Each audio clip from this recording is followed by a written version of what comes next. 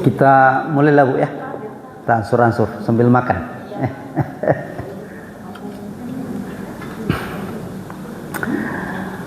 Baik, bismillahirrahmanirrahim. Kita lanjutkan ya. Jadi tadi telah disampaikan oleh mufassir dalam tafsir At-Tanwirni bahwa surah Al-Fatihah ini ada dua tema secara garis besar. Yang pertama adalah pandangan hidup, yang kedua jalan hidup. Untuk pandangan hidup itu ada 6 item yang disampaikan. Yang pertama adalah yaitu Al-Quran sebagai rahmat. Kemudian ini sudah kita jelaskan tadi. Yang kedua asal usul kehidupan. Artinya bahwa alam semesta ini ada yang menciptakannya dan ada yang mengaturnya. Dan semua punya asal dan punya pencipta.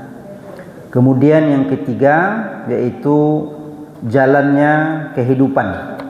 Ini juga tadi sudah kita singgung sedikit, yaitu bahwa jalannya kehidupan kita ini berdasarkan kepada sunnatullah, artinya hal-hal yang telah ditetapkan oleh Allah Subhanahu wa ta'ala. Ini yang ketiga. Kemudian yang keempat yaitu tujuan hidup manusia. Maka ini kita berakhir di situ tadi bahwa tujuan hidup kita ini yang pertama adalah tujuan ukhrawi. Artinya kita hidup di dunia ini bagaimana di akhirat nanti kita mendapatkan kebahagiaan. Dan kita kembali ke akhirat juga akan kembali di mana kita berasal.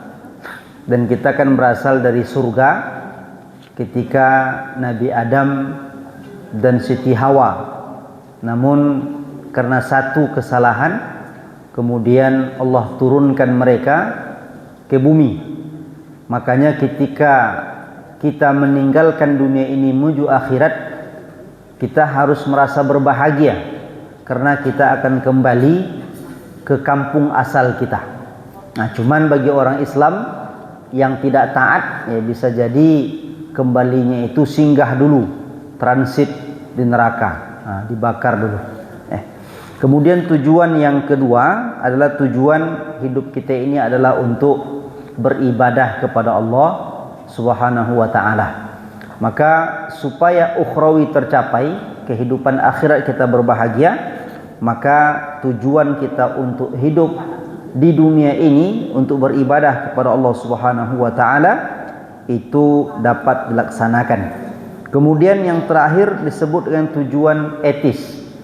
Karena bagi kita hamba-hamba Allah, orang Islam ini, kita hidup di dunia ini, kita berusaha mencari penghidupan, itu bukanlah semata-mata hanya untuk mendapatkan keuntungan dan kepuasan saja. Sebagaimana orang-orang kapitalis. Orang-orang kapitalis kan bagi mereka yang penting bekerja, berusaha, dapatkan kekayaan, mau itu dapatnya secara menzolimi orang lain dia tak peduli. Yang penting dia mendapatkan apa yang diinginkannya. Dan di dalam mengelola alam semesta pun itu kita diberikan oleh Allah Subhanahu wa ta'ala garis-garis. Maka orang Islam itu berada di antara dua kubu. Ada yang mungkin terlalu ekstrim untuk mengelola alam semesta tanpa memikirkan keseimbangannya, sehingga mereka mengambil semuanya tanpa memperhatikan kerusakan yang akan terjadi. Ada pula golongan yang kedua, itu golongan yang tidak pula mau sama sekali memanfaatkan. Artinya dibiarkan alam begitu saja tanpa dimanfaatkan kekayaan yang ada untuk kemudahan kehidupan di dunia, sehingga dia merasakan kesulitan-kesulitan di dunia ini. Kenapa? Karena apa yang Allah sediakan tidak mau dia kelola. Sedangkan seorang muslim dia berada di antara keduanya. Dia akan mengelola alam semesta tetapi tetap memperhatikan kerusakan-kerusakan yang terjadi apabila pengelolaan itu sudah melampaui batas. Maka Allah mengatakan wala tufsidu fil ardi ba'da islahiha. Jangan kalian berbuat kerusakan di bumi ini setelah perbaikannya. Maka ulama mengatakan bahwa di antaranya itu adalah dengan membuat air menjadi tak bersih lagi. Itu termasuk merusak. Kenapa? Ketika air sudah tak bisa lagi dikonsumsi oleh manusia, oleh hewan-hewan yang lain, tercemar, itu akibat daripada keserakahan manusia. Makanya Allah Subhanahu wa taala membolehkan kita mengelola alam ini, tetapi juga harus memperhatikan jangan sampai menimbulkan kerusakan. Makanya orang Islam dalam kehidupan dia, dalam mencari penghidupan, tidak hanya semata-mata mencari keuntungan dan kepuasan, tetapi tetap memperhatikan etika-etika yang telah diberikan, dijelaskan oleh Allah Subhanahu wa taala. Kemudian di antara pandangan hidup adalah akhir kehidupan. Maka di sini dijelaskan bahwa kehidupan di alam semesta ini pasti akan berakhir. Artinya setiap makhluk pasti akan ada masa kehancurannya, masa akhirnya. Yang tidak ada masa akhirnya hanyalah Allah Subhanahu wa ta'ala. Huwal awwalu wal akhiru wal zahiru wal batinu. Makanya setiap makhluk maka akan ada masa, termasuk alam semesta ini akan ada masa berakhirnya yang nanti akan memiliki masa fase-fasenya. Maka kehancuran alam semesta itulah yang disebut dengan hari kiamat, yang itu diyakini oleh setiap muslim. Maka tergambar dalam ayat Maliki Yaumiddin. Kemudian setelah alam semesta ini hancur dan berakhir, maka masuklah kehidupan yang selanjutnya, yaitu kehidupan akhirat, di mana pada hari itu setiap manusia akan mempertanggungjawabkan semua apa yang telah dia laksanakan di dunia ini. Dan kehidupan di akhirat itu, ini dijelaskan sedikit dari mana kita akan memulai, yaitu pertama ketika kita dibangkitkan di padang mahsyar. Kemudian setelah itu akan ada pengadilan, akan ditimbang, dan sebelumnya akan dilihat dulu catatan, kemudian akan ditimbang amal baik dan buruknya. Setelah itu akan diberikan balasan. Makanya di akhirat nanti kita dibangkitkan, kemudian kita akan ditimbang kebaikan kita, setelah itu kita akan menerima balasan. Maka kalau seandainya timbangan kebaikan kita banyak, maka kita akan mendapatkan kebahagiaan, dan jika timbangan ternyata yang keburukan kita lebih banyak, maka kita akan mendapatkan hukuman. Cuman saja bagi orang Islam, selagi mengucapkan kalimat la ilaha illallah, maka dia tetap akan mendapatkan kesempatan untuk masuk ke dalam surga Allah Subhanahu wa taala. Dan bahkan digambarkan oleh dalam sebuah riwayat, ketika Rasul menceritakan ada orang yang terakhir masuk surga itu di awal-awal, setelah dia dikeluarkan dari neraka, kemudian dia dimandikan, kemudian bersihlah badan dia, kemudian dia melihat surga itu, tapi masih dari jarak yang jauh. Singkat cerita, akhirnya dia minta kepada Allah untuk dimasukkan ke dalam surga. Setelah dilihatnya, tak nampak tempat lagi. Setiap tempat ada orang yang menunggunya. Di sana ada orang-orang yang sudah menempatinya. Maka dikatakan, ya Allah, di mana tempat aku lagi? Semua sudah penuh.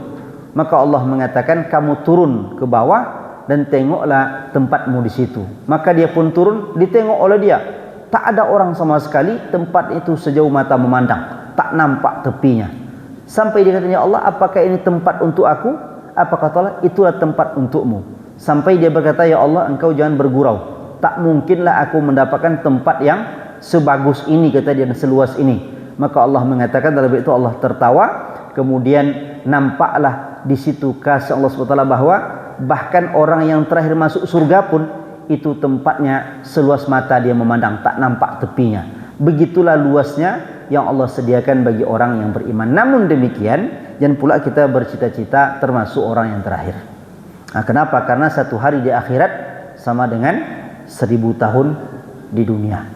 Maka jangan sehari lagi, 1 menit pun di akhirat kita tidak akan mampu untuk menanggung azab yang disediakan oleh Allah Subhanahu wa taala. Namun selamat atau tidak selamatnya kita di akhirat itu bukanlah karena kehebatan kita, bukan karena amalan kita, itu semata-mata karena rahmat Allah Subhanahu wa taala. Maka jangan pernah kita merasa nanti kita selama ini karena amal kita. Karena amal kita itu kalau kita hitung-hitung tak cukup untuk membalas kasih sayang Allah Subhanahu wa taala. Karena kadang-kadang hari ini kita beribadah, saat ini kita beribadah, setelah itu kita berbuat maksiat lagi. Beribadah kita berbuat maksiat lagi. Bahkan dalam beribadah pun terkadang kita berbuat maksiat. Maka kalau kita timbang amal kita dengan balasan yang Allah sediakan, itu tak seimbang. Makanya selamatnya seseorang, masuk surganya seseorang itu bukan karena amal dia, itu semata-mata karena rahmat Allah Subhanahu wa taala. Maka doa kita, irhamna ya arhamar rahimin. Kasihi kami ya Allah, Tuhan yang Maha Pengasih. Itu doa kita. Kenapa? Karena memang selamat tak selamatnya kita di hari akhirat itu semata-mata rahmat yang Allah berikan kepada siapa yang Dia kehendaki. Itu adalah pandangan hidup yang disampaikan dalam surah Al-Fatihah. Jadi Al-Quran sebagai rahmat, asal usul kehidupan manusia, jalannya kehidupan manusia, tujuan hidup manusia, akhir kehidupan, dan kehidupan di hari akhirat. Berarti apa? Kalau kita betul-betul membaca Al-Fatihah ini nanti, maka kita akan melihat bahwa kita ini memiliki pandangan yang 6 tadi, ya. Bahwa kita memiliki pandangan penuh kasih sayang, bahwa kita ini punya pencipta, kemudian kita diciptakan dengan keteraturan yang luar biasa, kemudian dalam menjalankan kehidupan kita juga Allah telah berikan bagaimana kita menjalaninya, bahwa semuanya kita jalankan berdasarkan sunnatullah. Adapun manusia Allah berikan mereka ikhtiar untuk memilih yang baik ataupun yang buruk. Kemudian kita punya tujuan hidup, bahwa kita di dunia ini bukan semata-mata untuk hidup saja, tetapi ada tujuan ukhrawi, ada tujuan kita beribadah, ada tujuan etis yang mesti kita laksanakan. Kemudian setelah kita hidup, kita akan berakhir, karena tidak ada satupun makhluk kecuali akan berakhir di kehidupan dunia ini dan akan kembali kepada kehidupan akhirat. Kemudian jalan hidup di sini disampaikan ada 3. Yang pertama, hidup dengan jalan beribadah kepada Allah Subhanahu wa taala. Itu bisa kita lihat dalam ayat yang kelima yang kita bacakan tadi, iyyaka na'budu wa iyyaka nasta'in, bahwa kita hanya menyembah kepada Allah dan kita hanya meminta pertolongan kepada Allah Subhanahu wa ta'ala. Maka tugas kita adalah beribadah kepada Allah, kemudian berserah diri kepada Allah Subhanahu wa ta'ala. Maka isti'anah juga bisa bermakna tawakal, bahwa kita setelah kita beribadah kepada Allah, kita serahkan semuanya kepada Allah Subhanahu wa ta'ala. Kemudian ihdinas siratal mustaqim, bahwa kita minta petunjuk kepada jalan yang lurus. Karena bagaimanapun dalam menjalani kehidupan ini, dalam beribadah kepada Allah Subhanahu wa taala, ada pedoman yang harus kita ikuti. Maka untuk beribadah kepada Allah itu mesti berlandaskan kepada dalil. Makanya jalan yang lurus itu adalah jalan di mana kita beribadah kepada Allah berdasarkan kepada Al-Quran dan hadis Nabi sallallahu alaihi wasallam. Kemudian Allah gambarkan jalan yang lurus apa saja? Siratal ladzina an'amta alaihim, jalan orang-orang yang engkau beri nikmat, ghairil maghdubi alaihim waladdallin, bukan jalan yang orang yang engkau murkai dan orang yang tersesat. Siapa yang Allah murkai? Orang-orang Yahudi. Siapa yang tersesat? Orang-orang Nasrani. Mengapa orang-orang Yahudi dimurkai? Karena mereka ini membangkang. Datang utusan Allah tetap tidak mereka terima, dan pembangkangan itu akan tetap ada pada diri mereka, sehingga orang-orang Yahudi itu mereka tidak punya negara, tidak punya tempat tinggal, terusir. Kapan mereka punya tempat tinggal? Dengan cara merampas. Makanya sekarang mereka punya tempat tinggal di Palestina, itu pun rampasan, dirampas oleh Inggris. Maka sebenarnya yang paling berdosa itu Inggris sebenarnya, karena Inggris lah yang merekomendasikan Palestina untuk orang Yahudi itu dulu, dan tidak diizinkan oleh Khalifah Turki Utsmani. Cuman karena waktu itu Khalifah lemah, kekuasaan tak ada, tentara sedikit, Inggris punya kekuatan, negara punya hutang banyak pula ke Inggris ketika itu, tak bisa berbuat apa-apa ketika Inggris memberikan izin orang Israel pindah ke Palestina sampai hari ini. Kemudian selain itu, ya,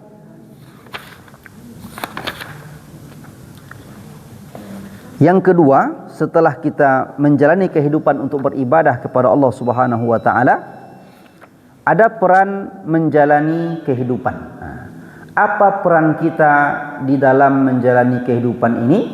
Maka di sini disampaikan oleh mufassir bahwa dalam menjalani kehidupan manusia menjalankan multi peran, arti banyak peran. Itu peran sebagai pribadi yang unggul, sebagai hamba Allah, sebagai anggota keluarga, sebagai warga masyarakat, sebagai warga negara, sebagai warga dunia. Artinya apa? Ketika Allah menciptakan kita, manusia ini, kita ini, maka dalam menjalani kehidupan ini kita akan memiliki beberapa peran. Maka pertama disampaikan peran kita sebagai pribadi yang unggul. Artinya sebagai hamba Allah yang diberikan potensi yang sempurna daripada makhluk-makhluk yang lain. Maka laqad khalaqanal insana fi ahsani taqwim. Manusia Allah ciptakan dengan sebaik-baik bentuk. Artinya kalau dibanding-bandingkan daripada bentuk-bentuk makhluk yang lain, maka manusia adalah makhluk yang bentuknya yang paling baik dan sempurna. Bahkan derajat manusia itu bisa lebih tinggi daripada malaikat. Buktinya malaikat pun diperintahkan sujud kepada manusia Allah ciptakan. Kemudian malaikat tidak punya jasad seperti manusia, tetapi manusia punya jasad yang diberikan oleh Allah Subhanahu wa taala. Kemudian dengan potensi yang sempurna itu, maka tugas kita selanjutnya sebagai hamba Allah Subhanahu wa taala. Maka kita ini hamba Allah, bukan hamba manusia, bukan hamba harta. Maka cukup tundukkan diri kita kepada Allah Subhanahu wa taala. Tetapi ini akan sulit kita laksanakan apabila keraguan-raguan banyak dalam diri kita. Maka berapa banyak orang tunduk kepada kekuasaan, tunduk kepada orang-orang yang ditakutinya. Kenapa? Karena dia ragu kepada Allah Subhanahu wa taala sebagai penciptanya, sebagai pemberi rezekinya, sebagai pengatur kehidupan dia. Makanya kalau orang sudah menjadi hamba Allah, maka tidak ada satupun yang ditakutinya di dunia ini kecuali hanya Allah Subhanahu wa taala. Kenapa? Karena dia yakin kepada Allah yang telah mengatur segala-galanya. Makanya kalau kita lihat bagaimana kekuatan batin yang kokoh kepada Allah itu bisa mengalahkan musuh. Ya, maka banyak kisah-kisah ulama-ulama terdahulu kalau kita lihat bagaimana kekuatan mereka, jiwa mereka itu bisa mengalahkan kekuatan yang begitu besar. Maka kalau kita lihat peperangan antara kaum muslim dengan musuh-musuh Islam itu kan, itu beda jumlahnya, beda jauh, bukan sedikit. 100.000 melawan 20.000, kadang 1 banding 10, kadang 1 banding 20. Tetapi Islam bisa menang. Kenapa? Karena kekuatan jiwa dan keyakinan mereka kepada Allah Subhanahu wa taala. Tak ada rasa takut tu lagi. Mereka tak takut pada senjata apapun. Nah, negara kita Indonesia ini kan kita bisa merdeka bukan karena kecanggihan senjata kita. Bahkan negara di Asia ini satu-satunya yang merdeka dengan perjuangan itu Indonesia. Kalau Malaysia itu hadiah dari Inggris, diberikan mereka kemerdekaan. Negara-negara lain rata-rata diberikan kemerdekaan, bukan mereka yang merdeka. Makanya Indonesia merdeka. Maka ketika dulu hampir lagi Jepang itu ingin memberikan kemerdekaan, artinya tunggu sebentar dulu, kata Jepang waktu itu kepada beberapa pimpinan di sini, tunggu sebentar dulu, nanti kami berikan. Maka ada beberapa orang pemuda ketika tidak mau. Kita tidak mau diberikan kemerdekaan, tetapi kita mau merdeka dengan perjuangan kita. Dari mana itu datang? Dari kekuatan jiwa yang yakin hanya kepada Allah Subhanahu wa taala. Maka seruan jihad itulah yang menyebabkan Indonesia bisa merdeka, meskipun dalam kondisi yang memang kita dibolak-balik oleh mereka dengan berbagai macam cara. Dan memang kalau merdeka dan kekuatan sendiri itu sudah disebutkan, kalau merdeka sendiri maka akan sulit. Artinya terjajah juga nanti pada akhirnya, walaupun secara tidak fisik. Namun demikian kita punya kekuatan sebagai hamba Allah Subhanahu wa taala. Kemudian selain sebagai hamba Allah, kita sebagai anggota keluarga. Nah, ini tentu bagi yang sudah memiliki keluarga, dan setiap umat Islam itu memang diperintahkan untuk berkeluarga.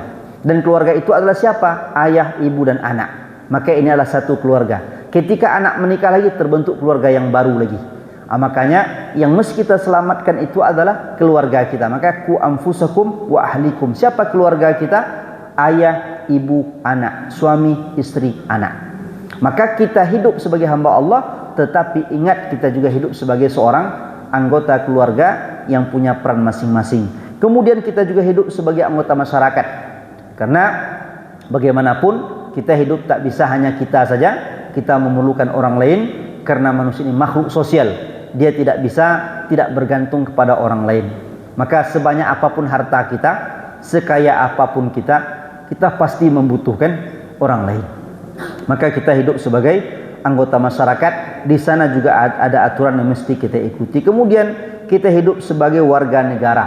Nah, sebagai warga negara tentu kita juga punya aturan-aturan yang mesti kita ikuti. Kemudian kita hidup sebagai warga dunia.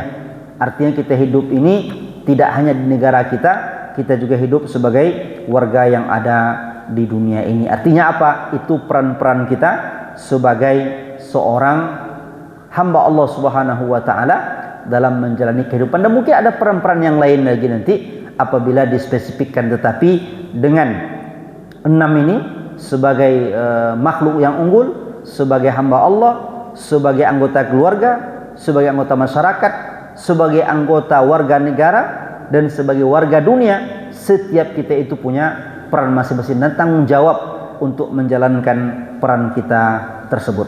Kemudian ikhwati fillah rahimani wa rahimakumullah, di akhir daripada jalan hidup ini, maka yang ketiga adalah hasil pengabdian kepada Allah Subhanahu wa taala. Maka hasil daripada pengabdian kepada Allah, kita beribadah hanya kepada Allah, kita hanya bergantung kepada Allah, adalah ketakwaan. Maka takwa itu adalah hasil daripada pengabdian kita, baik sebagai hamba Allah, sebagai manusia yang berada di masyarakat, sebagai manusia yang tinggal di muka bumi ini. Maka kita kerjakan, kita jalankan peran kita itu sesuai apa yang Allah inginkan, maka kita akan menjadi pribadi-pribadi yang bertakwa. Maka pribadi yang bertakwa ini adalah pribadi-pribadi yang Allah akan selalu memberikan jalan dalam kehidupan mereka. Maka bagi orang yang bertakwa, tidak ada sesuatu pun kecuali ada jalan keluarnya. Karena Allah memberikan, wa may yattaqillaha yaj'al lahu makhraja wa yarzuquhu min haitsu la yahtasib. Tetapi ketakwaan ini baru akan kita rasakan apabila kita betul-betul sudah yakin kepada Allah Subhanahu wa ta'ala. Ikhwati fillah rahimani wa rahimakumullah, itu beberapa penjelasan yang disampaikan oleh mufassir dalam kitab At-Tanwir ini, yang nanti ibu-ibu bisa membacanya lebih luas lagi penjelasannya. Namun kalau kita perhatikan ya, apa yang disampaikan oleh salah seorang mufassir juga, yaitu Syawab Az-Zuhaili rahimahullahu ta'ala, maka beliau mengatakan di kesimpulan akhir bahwa dalam surah Al-Fatihah ini ada beberapa hukum dan beberapa pelajaran yang bisa kita ambil. Yang pertama, kata beliau, yang pertama adalah bagaimana kita selalu memuji Allah Subhanahu wa ta'ala. Jadi bagi seorang manusia hamba Allah, dia tidak akan pernah berhenti untuk mengucapkan Alhamdulillahirabbil alamin dalam kondisi apapun. Kemudian yang kedua, pelajaran yang bisa ambil bahwa membaca Al-Fatihah dalam solat ini beliau sampaikan para ulama terbagi kepada dua pandangan. Jadi jumhur ulama mengatakan wajib, sedangkan ulama Hanafiyah mengatakan tak wajib. Maka kalau ibu-ibu nanti pergi ke Turki, orang pamannya tak dibacanya Al-Fatihah, maka sah solat dia. Karena bagi mereka yang penting membaca Al-Quran. Nah, tidak harus baca Al-Fatihah. Tapi itu hanya mazhab Hanafi ya. Kemudian yang ketiga, yaitu setiap orang yang baca Al-Fatihah harus berusaha menghadirkan makna-makna Al-Fatihah dalam bacaannya. Makanya ketika kita membaca Alhamdulillahirabbil alamin, yang kita pahami segala puji bagi Allah, Tuhan semesta alam. Maka di sini yang pertama membuat kita semakin tunduk kepada Allah, karena kita ini diciptakan oleh Allah dan diatur oleh Allah Subhanahu wa ta'ala. Kemudian baca Ar-Rahmanir Rahim, maka di situ kita merasakan bahwa tidak ada satupun yang kita rasakan kecuali merupakan rahmat dan kasih Allah Subhanahu wa taala. Kemudian Maliki Yaumiddin, maka di sini kita merasakan bahwa kita akan kembali kepada Allah Subhanahu wa taala, dan ketika itu kita tidak punya kuasa apa-apa lagi, karena pada hari itu yang berkuasa hanyalah Allah Subhanahu wa taala. Maliki Yaumiddin. Maka ketika membaca itu kita merasakan bahwa kita ini makhluk yang lemah, dan nanti di hari akhirat kita akan berhadapan dengan Allah Subhanahu wa taala, dan Allah akan memberikan balasan terhadap apa yang kita kerjakan. Iyyaka na'budu wa iyyaka nasta'in. Ini tujuan hidup kita, bahwa kita hanya beribadah kepada Allah dan kita hanya minta tolong kepada Allah Subhanahu wa taala.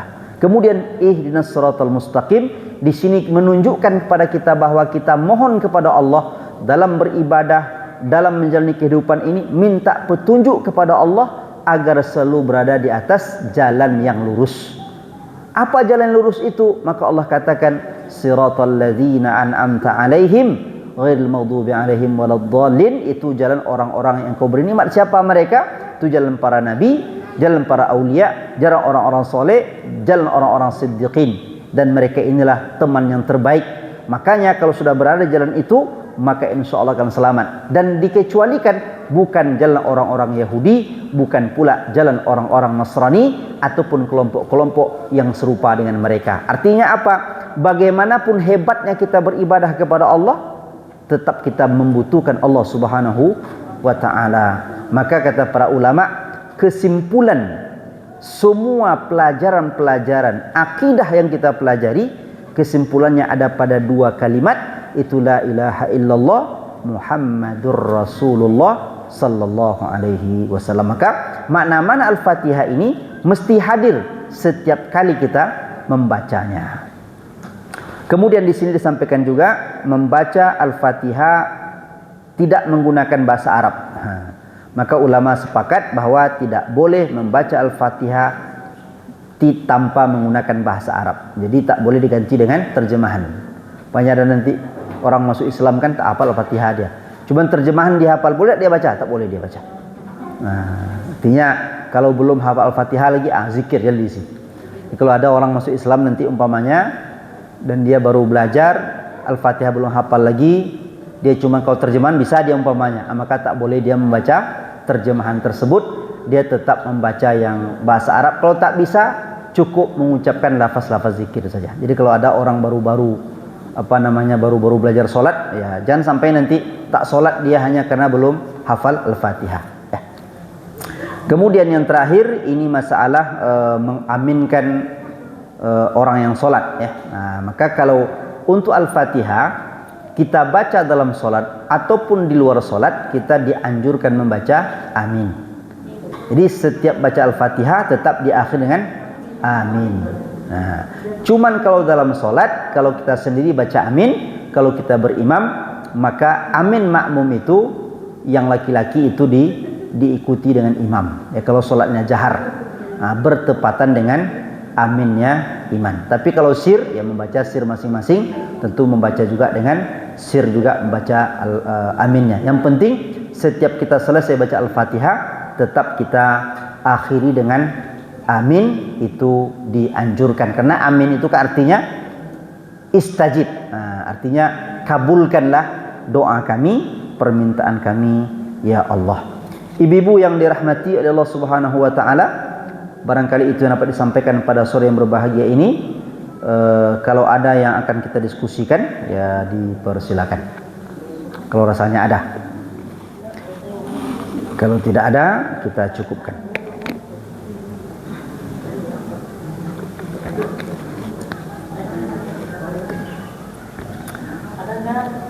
Sepertinya tidak ada, ya. Kalau ada silakan. Nanti kalau bisa jawab saya jawab, kalau tidak saya jawab.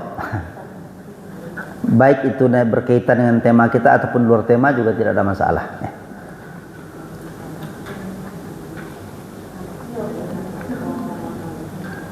Baik, sepertinya tidak ada, kita cukupkan demikian. Ada.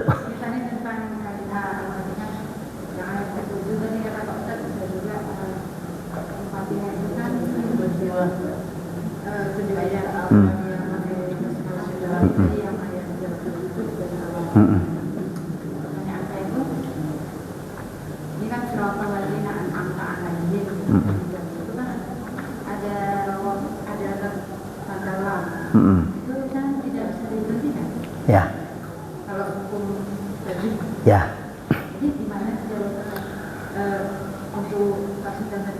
Ya, apa boleh berhenti atau tidak kan begitu kan? Ya baik.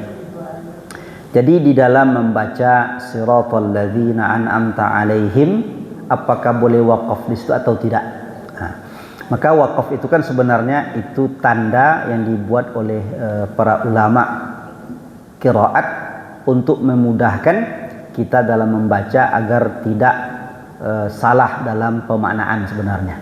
Tetapi kalau kita berhenti pada siratal ladzina an'amta alaihim, kemudian kita lanjut ghairil maghdubi alaihim waladdallin, maka di situ sebenarnya tidak ada yang terputus daripada terjemahan ataupun pemaknaannya. Maka oleh para ulama tidak ada masalah kita berhenti di situ. Terkhusus bagi mereka yang menyebut itu adalah 2 ayat. Nah, jadi tanda itu sebenarnya itu ada tanda untuk memudahkan bagi orang-orang yang barangkali mengatakan bahwa di sana masih tersambung dia ayat itu, masih satu kata. Maka kalau diputus dia umpamanya ada kerusakan makna, tetapi secara zahir tidak ada kerusakan makna di sana sebenarnya. Nah, maka walaupun di sana ada tanda lam ya, maka berhenti tidak ada masalah.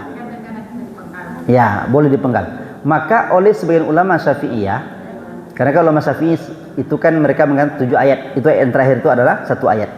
Maka supaya tidak nampak terputus di situ, di mana kita berhenti?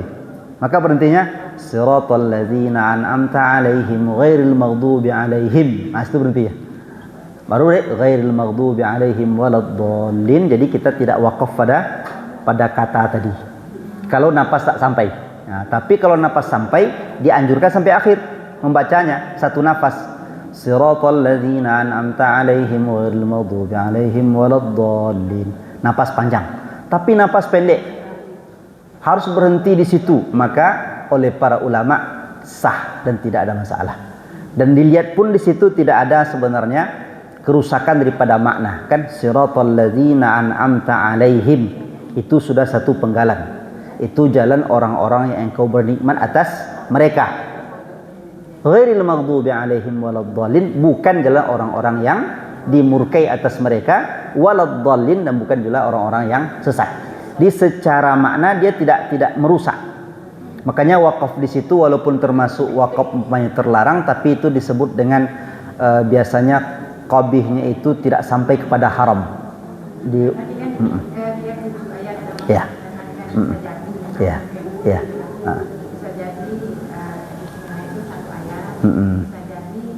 Ya. Ya, makanya saya katakan tadi, kalau kita berpendapat bahwa bismillah itu tidak bagian Al-Fatihah, berarti bagi 2 dia. Jadi 2 ayat. Tetapi kalau kita anggap bismillah 1 ayat, maka dia menjadi 1 ayat. Nah, masalah berhentinya itu meskipun dia 1 ayat, berhenti di situ pun oleh ulama tak ada masalah. Nah, boleh. Artinya tidak pula menyebabkan wakafnya itu sampai wakaf kepada haram. Karena wakaf itu kan yang terlarang itu 2 dia. Ada wakaf haram, itu betul-betul tak boleh berhenti di situ. Kalau berhenti dia merubah makna. Seperti ayat umpamanya wallahul apa ini itu? Pokoknya dia merubah makna itu. Artinya maknanya menjadi terbalik jadinya. Tapi kalau yang wakaf qabih artinya dia tak sampai haram, tapi dia lebih bagus tak wakaf di situ sebenarnya. Maka itu disebut wakaf qabih, biasanya itu tak sampai kepada terlarang, tapi dia tidak merubah makna, cuman mungkin agak terputus sedikit pembicaraannya di situ. Padahal dia bersambung. Ya tidak masalah. Hah? Iya, umpamanya ya kalau umpamanya wakaf, ya bisa. Tapi mengambil kata-kata juga harus berhati-hati.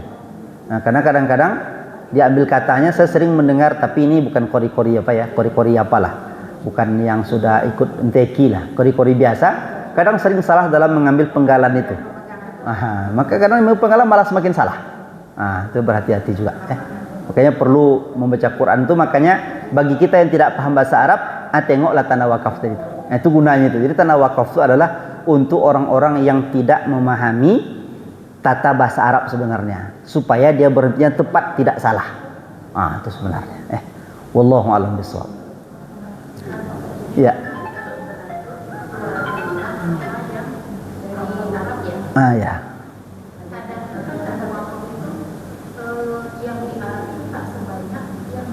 Indonesia. Jadi kalau misalnya nih, terkadang kita baca pakai Al-Quran Arab, Ya. nggak sampai nafas kita. Ya. Kita di situ, kita buka. Ternyata yang hitungan itu kita boleh berhenti. Ya. Atau terkadang yang hitungan itu tak boleh berhenti. Ya. Maka saya katakan tadi tanda-tanda itu hasil ijtihad sebenarnya. Jadi berbeda dia itu.